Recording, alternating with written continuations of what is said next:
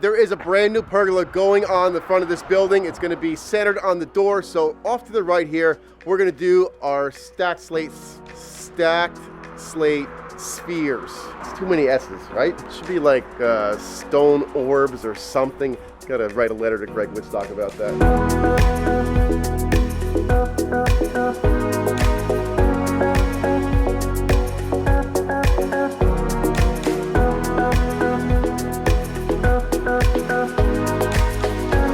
What's up, everybody? It's Jack from Atlantis Water Gardens. I am back at Manello Landscape Industries in Wayne, where we built this incredible indoor water feature. Today, we are building another water feature. It's going to be outside as you first enter this place. This is a bit of a design center, showcase area for Manello and our stuff. So let's go talk to Joe and see what his plan is for outside as you enter the building.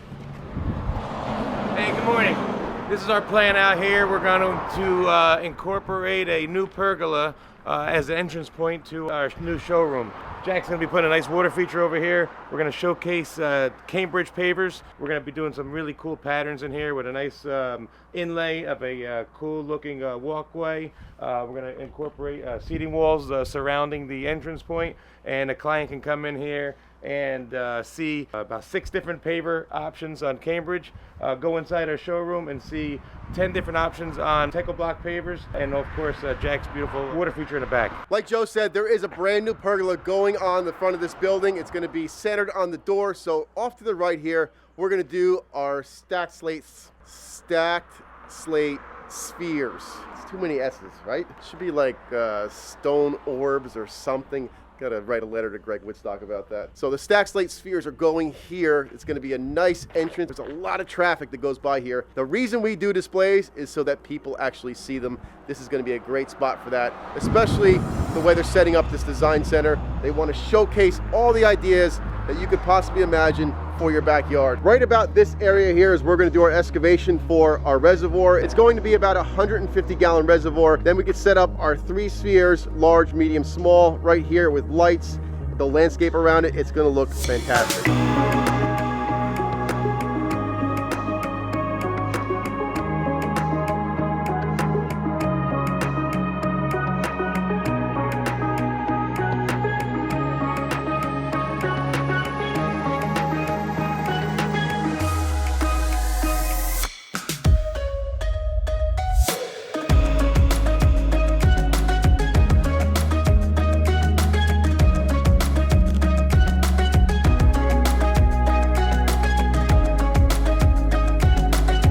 Excavation is looking really nice. Good job, Steven.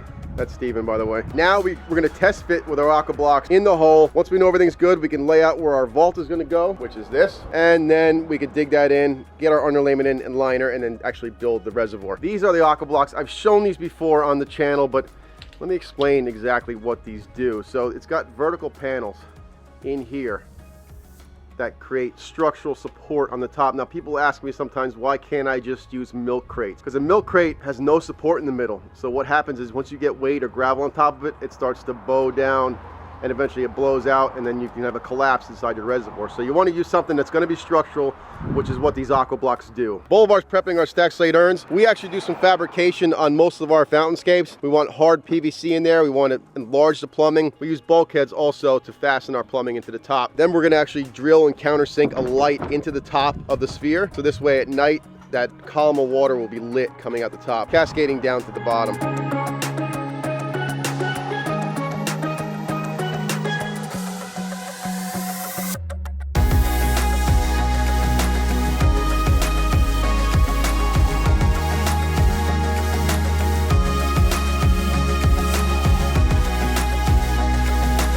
Guys are doing a great job backfilling around the reservoir. We want to make sure that we get the outside of the soil about the same elevation as what the aqua blocks are, which is right here. So we're going to flatten that out, and actually we're going to raise it up towards the outside edge, so any splash that we get out here is going to make its way back into the reservoir. These spheres do create some splash, so we want to make sure that we encapsulate the whole area in liner and give it a chance to return back to the reservoir.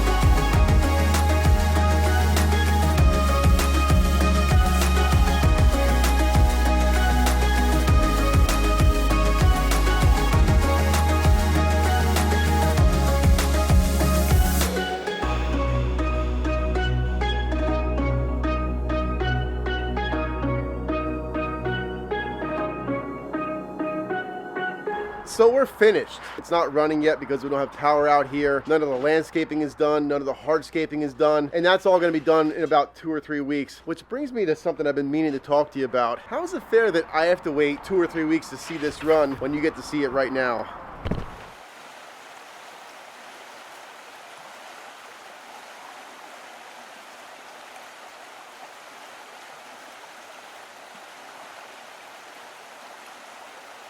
I do love the architectural element that these spheres lend to the landscape. You got that vertical height coming off the ground. Instead of building a waterfall, you've got the water that's bubbling out the top without creating an enormous backdrop to make it look like it fits the scale. This is going to work out great here at Manelo's Design Center because it's going to be attracting people right off the roadway as they pass by.